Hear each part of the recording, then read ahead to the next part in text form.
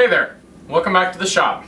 This week I'm going to show you how I constructed the 4 cherry face frames for the cabinets that we built a few weeks back. Let's get started. Again this week I had to use my hand plane to straighten up the entire board because I have a short bed joiner and the wings on it aren't long enough to safely run the entire board across it. So I'm looking into getting an actual jointing plane because that's a number 4 and it's not quite long enough to get into all the divots and make it completely flat, but it does a good enough job for me. Next I could take my boards to the miter saw and cut them all to length before taking all my pieces over to the table saw and ripping out all the individual pieces to their final widths.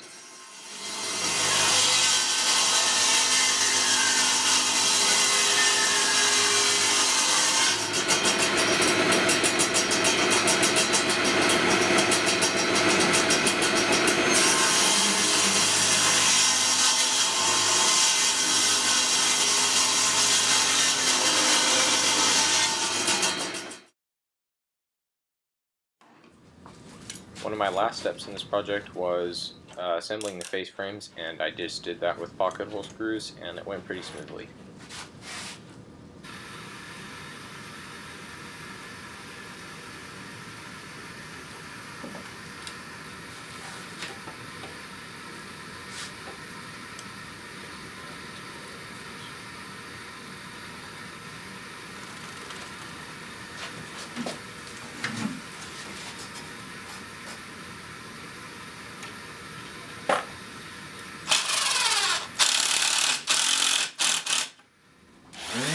Finally, it was time to sand all my joints flush because some of the boards happened to be a 32nd of an inch or so thicker than the others, and I had to make sure everything was all flush on the front.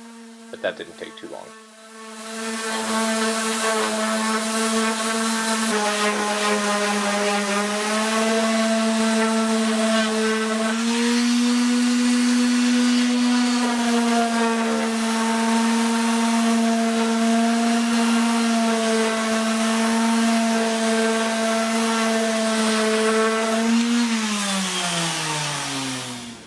Alright, well, that wraps it up for this week. This project presented a couple of very special challenges for me. When I measured for the cabinets, or for the face frames rather, I used the dimensions off the existing cabinets. Now, when my mom went through and said, I want this, this, and this about these cabinets, she changed the dimensions of the existing ones just enough to throw these off significantly. So, you can't see it, but the cabinets, my dad and I had to cut the top 3/4 of an inch or so off of those to get these to be tall enough for them. So I'm getting ready to head to the home center and pick up some 1/2-inch birch plywood to screw to the top of those and finish those off again, so these will attach.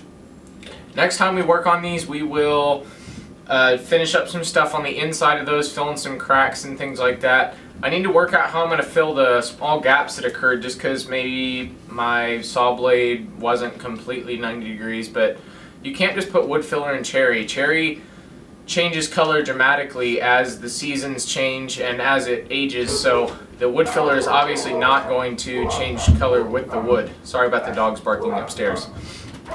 But that was it for this week. This project, like I said, presented some special challenges for me, but it was a lot of fun. I learned a lot, and until next time, take care.